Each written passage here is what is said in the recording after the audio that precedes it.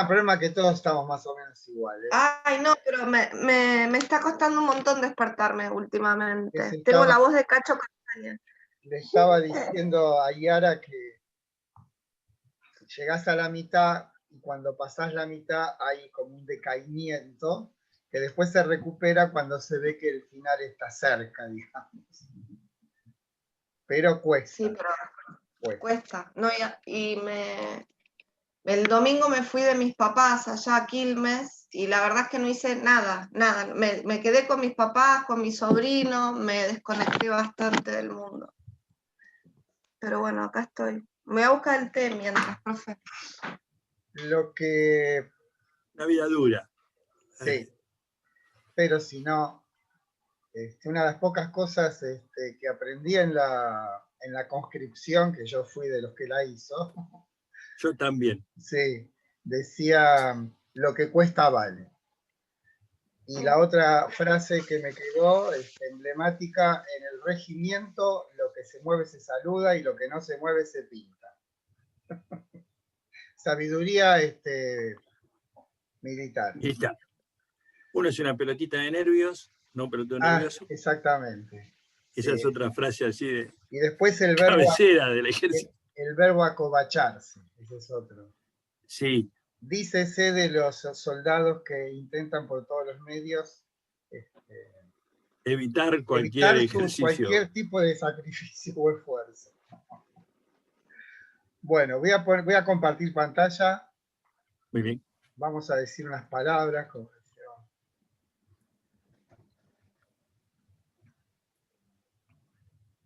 Voy a desaparecer. Bueno, nos vamos a encontrar con el segundo grande. Bueno, ya tuvimos dos grandes, ahora tenemos otros dos.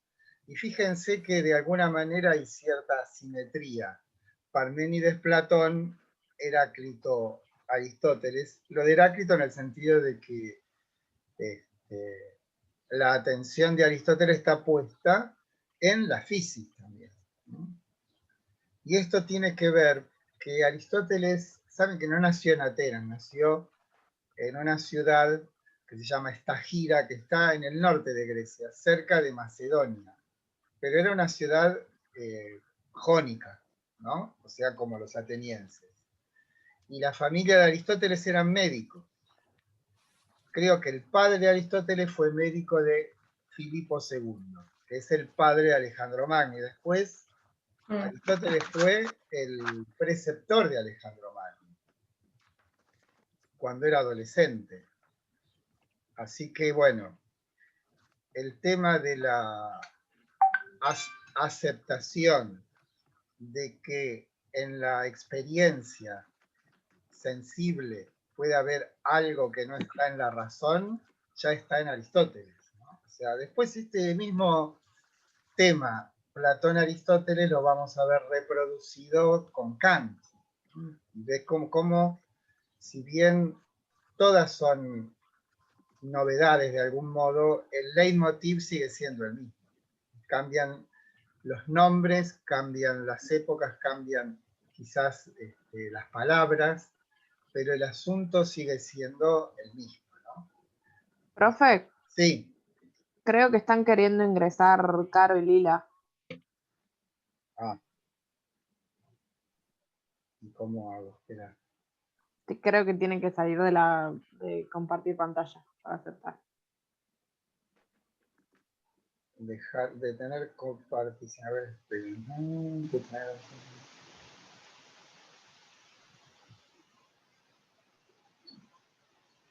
dejar de tener compartición. A ver. ¿Seguro? Yo le tengo terror a esto. ¿Qué te diga? No, tuve muy malas experiencias con esto. Y eso que trabajé muchos años en informática. Pero estas cosas... Bueno, ahí seguimos entonces. ¿Estamos todos ahora? Hola, creo que sí.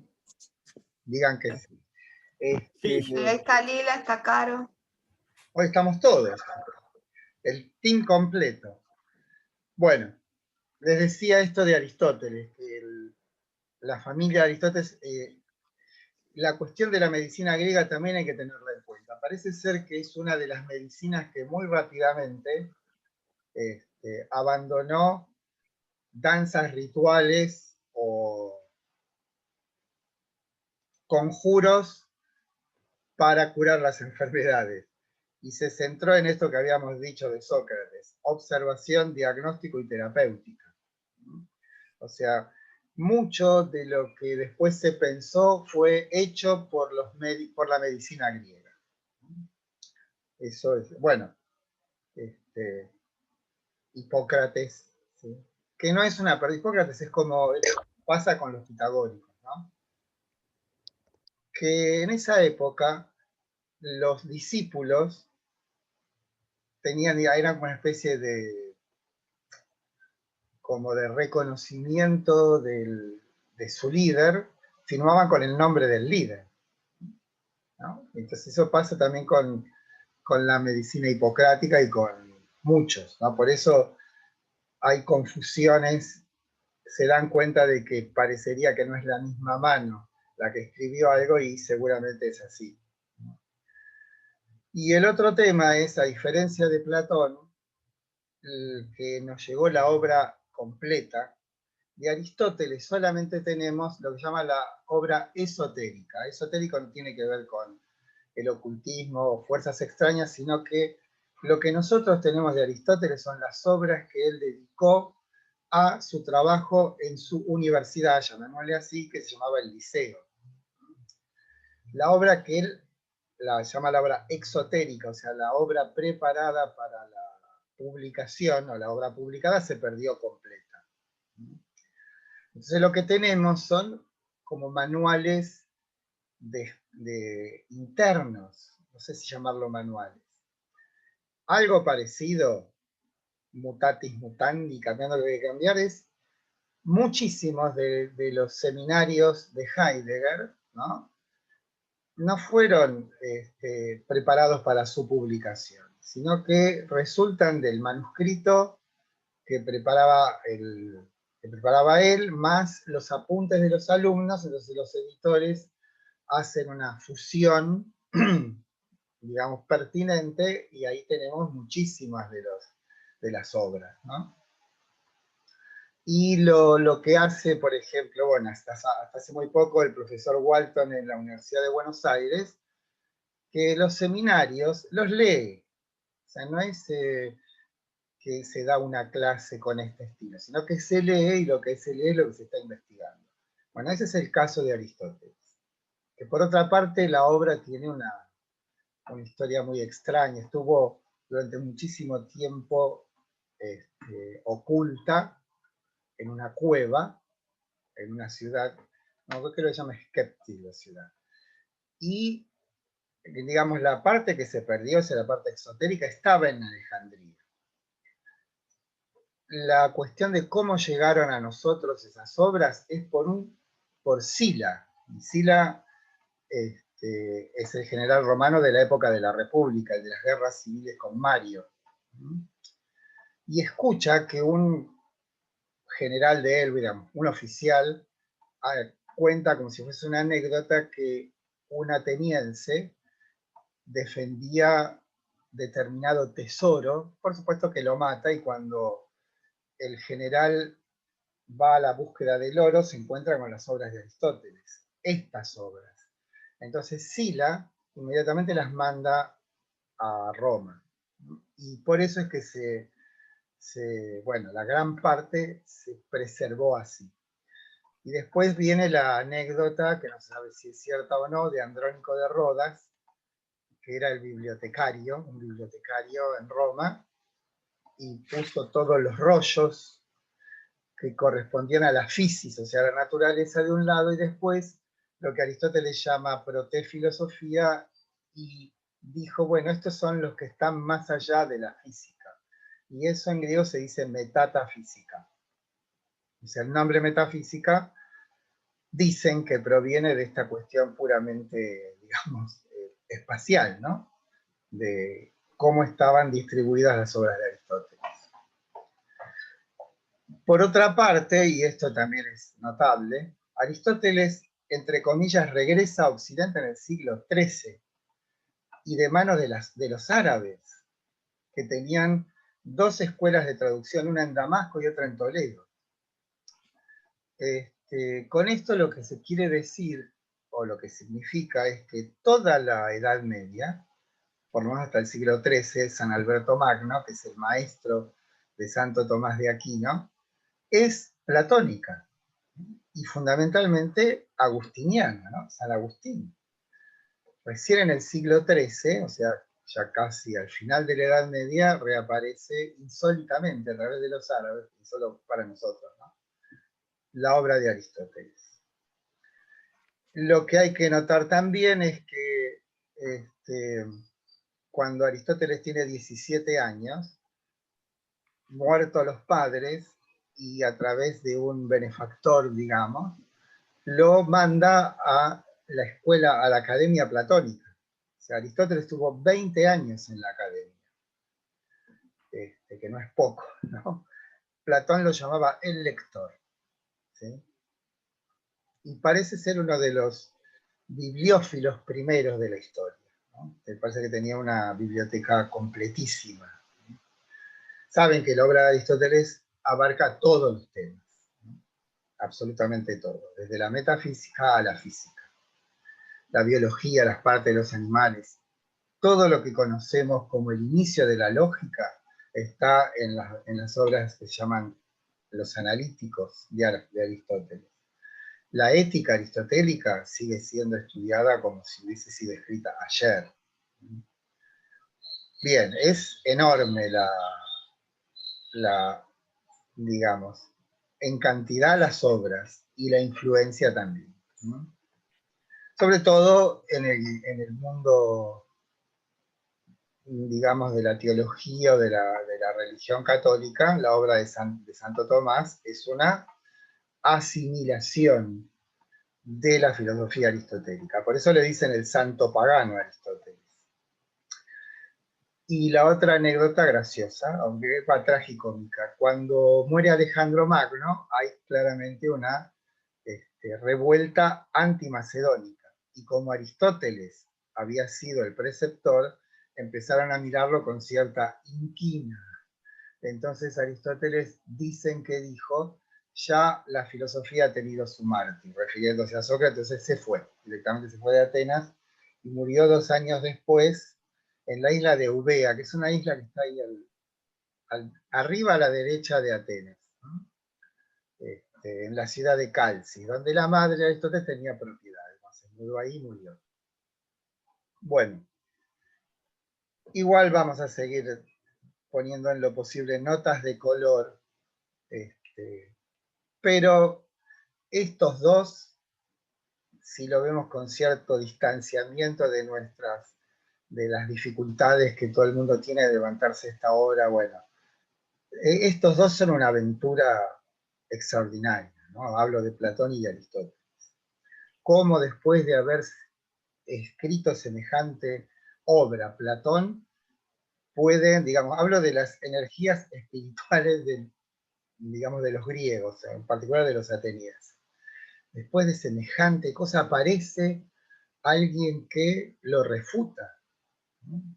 Y ambas posiciones hoy puede decirse que se mantienen. Creo que yo les conté la anécdota de Borges en un programa de televisión, sí, cuando un joven intemperante le dice: al final, ¿usted qué piensa de la juventud? Borges dubitativo dice: soy aristotélico, no platónico. A la juventud no la conozco. Conozco jóvenes, unos buenos, otros malos. Y tengo toda la sensación de que se las conté. No sería yo si no se las habría contado. Bueno. Sí, la contaste, profe. Sí.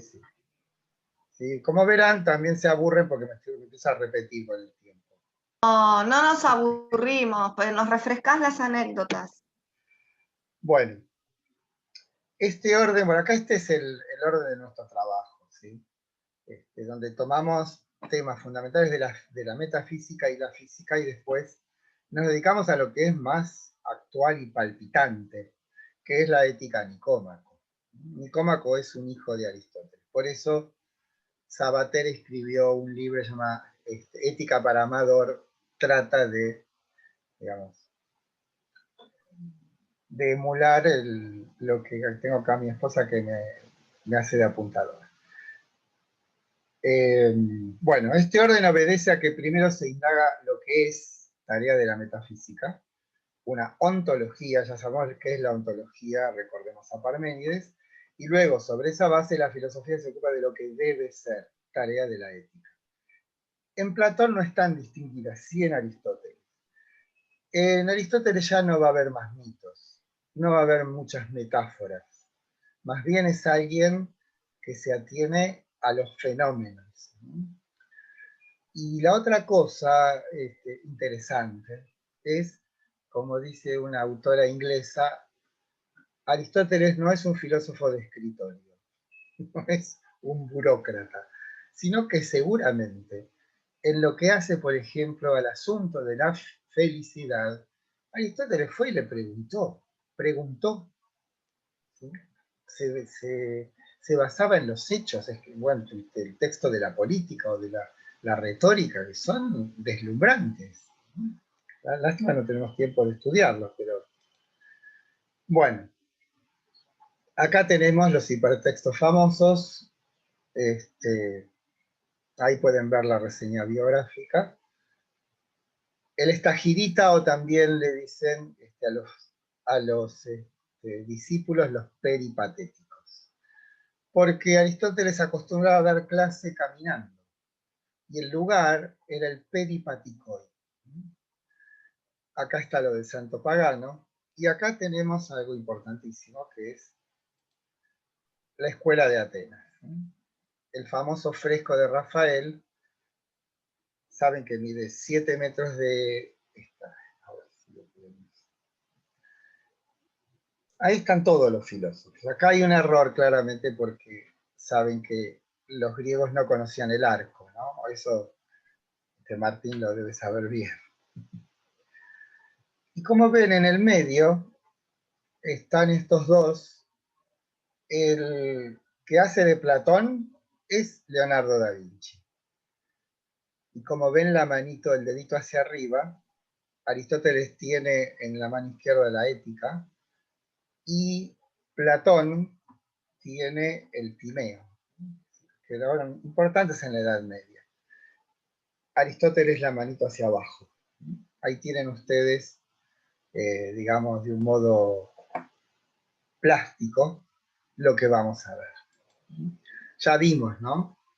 Para Platón, la realidad sensible es una apariencia. Y la verdadera realidad es aquella que está más allá de lo que los fenómenos espaciotemporales nos aportan. Y además de estar más allá, el fundamento de aquello que acontece en el espacio temporal se encuentra en un orden autónomo, inmutable, que es el orden de las ideas. Y fundamentalmente también no olvidemos que ese orden es sistemático. Bueno, Aristóteles va a invertir absolutamente esto. Me adelanto, la afirmación que dice Aristóteles: lo que está en la mente estuvo primero en los sentidos.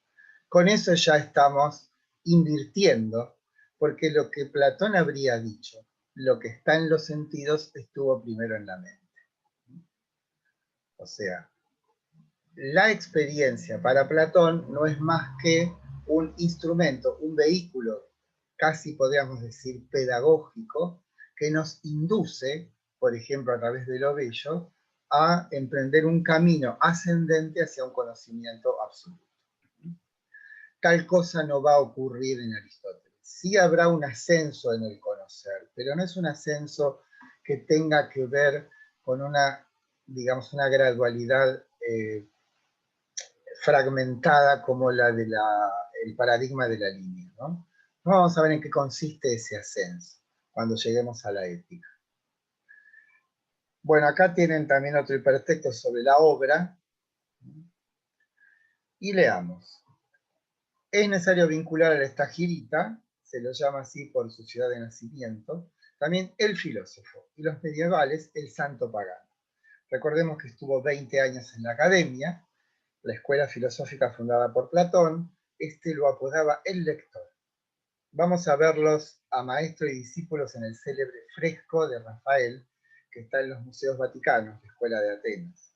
Borges, parafraseando al escritor Coleridge, dice que todos nacemos platónicos o aristotélicos, señalando de esa manera la impronta que han dejado en Occidente la obra de esos dos filósofos. Bien, iniciemos el camino. A diferencia de Platón, en el pensamiento aristotélico no hay diálogos, sino textos que carecen de la maestría literaria de Platón. Han desaparecido por completo las narraciones míticas a las que recurría Platón. Es preciso notar que la obra de Aristóteles destinada a la publicación se perdió. Solo se conservan sus apuntes de clase. Bien. La obra de Aristóteles, a pesar de que se ha perdido el 70%, hay catálogos que indican 200 obras, es amplísima. Abarca todos los órdenes del saber, desde la lógica hasta la biología, desde la física hasta la metafísica. Veamos en un esquema los pasos que siguen. Bueno, acá tienen un hipertexto sobre la metafísica.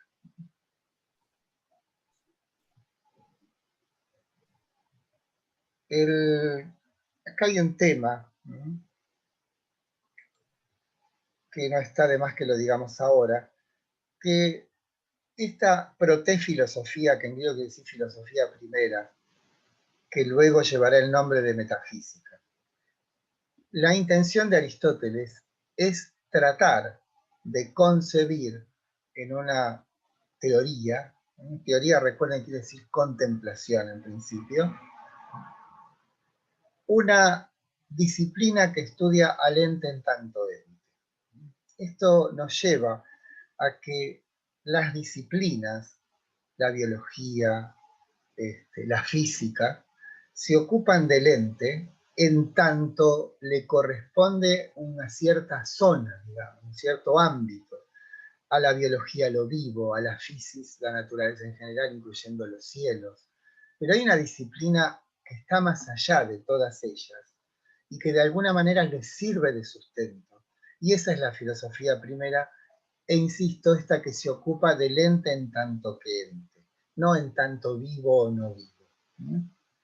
De ahí que surge este lugar común que dice que la filosofía para Aristóteles es supremamente inútil. Y esto de su inutilidad en realidad es un atributo positivo, porque ser inútil quiere decir que no sirve a nada y que de algún modo tiene una cierta soberanía por todas las demás, sobre todas las demás ciencias. Bueno, eso los hipertextos se los dejo a ustedes, ¿no? Aquí lo que hacemos es tratar de matizar esto mismo que tenemos acá escrito. Bueno, vamos a ver la crítica a la teoría de las ideas de Platón, vamos a ver el tema de las categorías, el tema de la substancia, o sea, eso lo van a ver en el libro de Carpio, que se llama, creo, el subtítulo, Una filosofía de la sustancia, ¿no? La palabra substancia, que es una palabra latina, que implica una percepción espacial. Substancia quiere decir lo que yace debajo, ¿no? Substare, que es la traducción de una palabra griega que es ousia o hupokeimenon. Hupokeimenon sí tiene este mismo carácter de sustancia.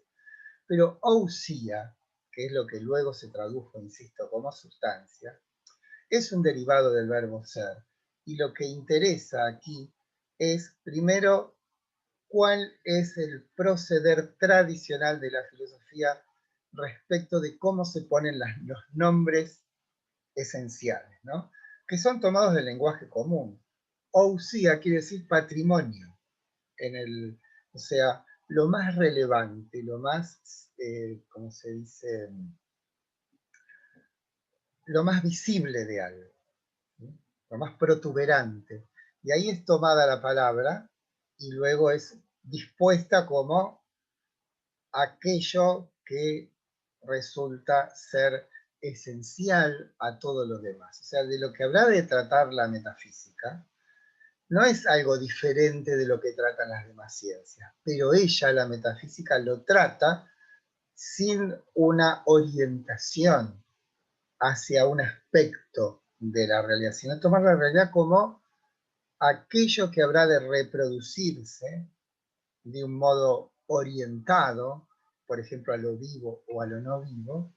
Esa es la tarea de la metafísica, ¿no? Bueno, eso tiene que ver con la sustancia. Ahí tienen ustedes el esquema de lo que vamos a ver: materia y forma, el cambio, la potencia y el acto, las 4 causas y la gradación de los entes. No todas están en la metafísica. La gradación de los entes está en la física, por ejemplo. Pero en realidad la física de Aristóteles es una metafísica. Después vamos a ver por qué. Y la ética, ¿no? O sea, primero lo que es, luego lo que debe ser. En eso. Bien. Estas son la crítica a la teoría de las ideas. No está de más decir que cuando muere Platón hay una suerte de guerra de sucesión dentro de la academia, y el que sale derrotado de esa puja es Aristóteles. Y queda como regente o director, digamos, de la academia el sobrino de Platón, que se llamaba Espeusipo. Entonces, Aristóteles se va y pasa una larga temporada bajo el amparo de un rey, ¿sí?, de una ciudad, y ahí hace una suerte como de trabajo crítico. O sea, las primeras obras de Aristóteles que fragmentariamente se conservan, todavía hablan de un platónico, sigue hablando al modo de la existencia de un orden trascendente, muy al estilo de Platón. Y luego, evidentemente, hay una suerte de conversión en Aristóteles, sobre todo en el sentido de poder encontrar una forma suficiente de poder criticar la doctrina de las ideas, ¿no? Yo creo que les conté que la última época de Platón es una época en la cual hay, en la obra de Platón, ¿sí?, como digamos, la resonancia de las discusiones respecto de la pertinencia de la doctrina de las ideas dentro de la academia. Y seguramente el que llevaría la voz cantante a las críticas, de las críticas, uno sería Aristóteles. Incluso van a ver que hay la objeción del tercer hombre, está en una obra de Platón, en el Parménides, y la retoma Aristóteles, ¿sí? Bueno, innecesaria duplicación del ente. O sea, la doctrina de las ideas, te lo digo yo, Aristóteles, no es necesaria.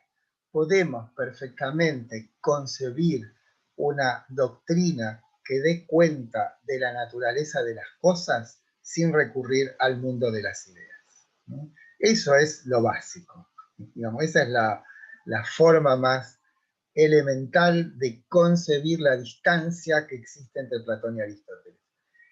Vos, Platón, querido maestro, hay una frase de Aristóteles que dice, soy amigo de Platón más de la verdad, ¿no? Amicus Plato magis veritatis, ¿no? No veritas. Aquí está esto.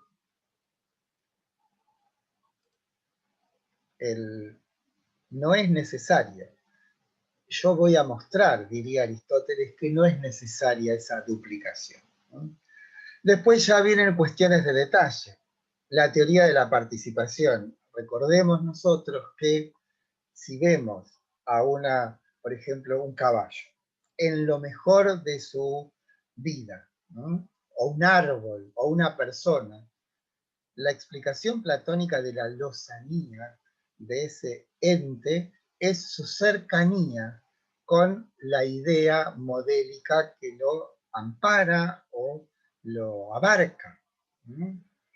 Entonces lo que está diciendo ahí es maravilloso, pero eso es indemostrable.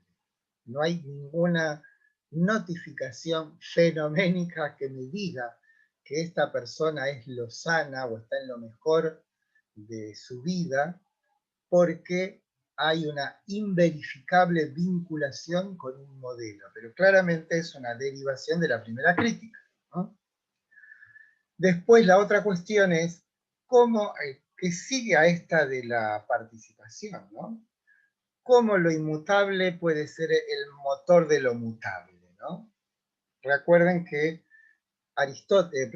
Platón dice que el mundo ha sido creado por este ser, el gran artesano, el demiurgo, que teniendo un ojo puesto en las ideas y el otro en una suerte de artesa va amasando el mundo. Entonces, lo que dice Aristóteles es, no hay ninguna, digamos, notificación fenoménica de que algo así como lo eterno pueda producir lo mutable y finito, ¿no? Y la tercera es esta un poco compleja, pero que no reviste, digamos, mayor importancia. Las tres primeras son mucho más, van al hueso directamente, ¿no? Juan y Pedro participan de la idea de hombre, pero a su vez, Juan también participa de la misma idea. Debe haber alguna idea entre Juan y Pedro que los homologue. Ese sería un tercer hombre. Y esto, cosa que les produce horror a Aristóteles y a los griegos en general, implicaría un regreso al infinito. Los regresos al infinito están prohibidos en el pensamiento griego, como está prohibido también pensar que el universo tiene un principio, ¿no? Eso o mejor dicho, no pueden concebir la idea de que haya una generación desde la nada. La nada les es inconcebible. Pero hay coincidencias, y las coincidencias en muchos casos son más decisivas que las diferencias. Ambos postulan que verdad la hay de lo universal. Esto recuerden que es lo que el mismo Aristóteles en la metafísica pondera de Sócrates.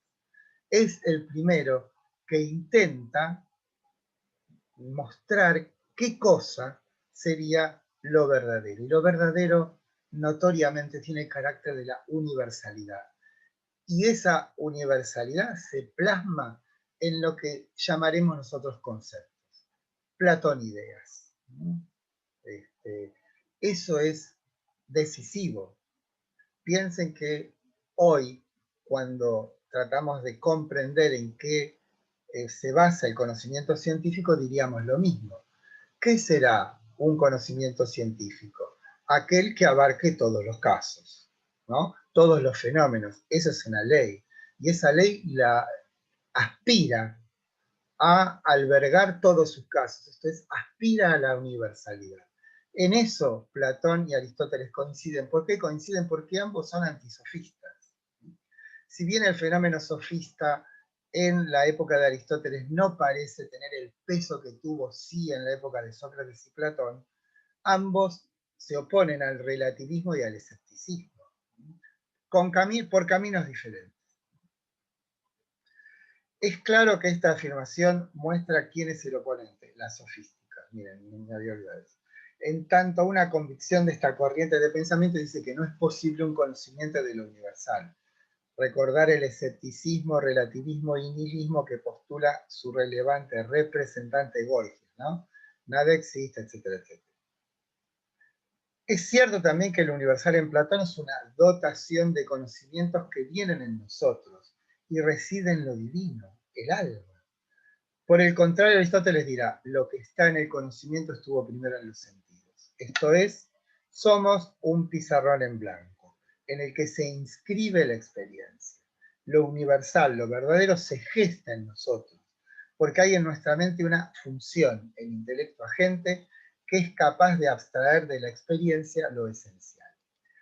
Ahora, lo que Platón tenía garantizado era la certeza. ¿Por qué? Porque la coincidencia entre un fenómeno y su idea garantizaba la veracidad.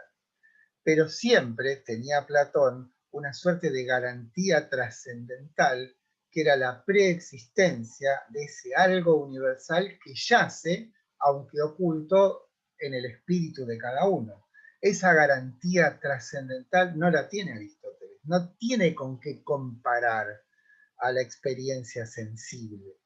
Platón sí lo tenía, y por eso había una cierta garantía de veracidad, porque había una suerte de continuidad entre la idea del perro y los perros que andan por ahí.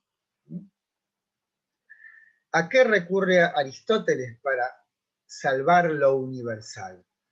A algo que tiene un cierto aire misterioso, como veremos después, que es el intelecto agente. El intelecto agente es aquella capacidad que es capaz, intelectual, que es capaz de abstraer de lo fenoménico lo esencial. Ahora, si eso no es un residuo platónico, ¿no? Porque ¿cómo sabe ese intelecto agente distinguir lo esencial de lo inesencial? ¿Se dan cuenta? Ahí hay un problemita.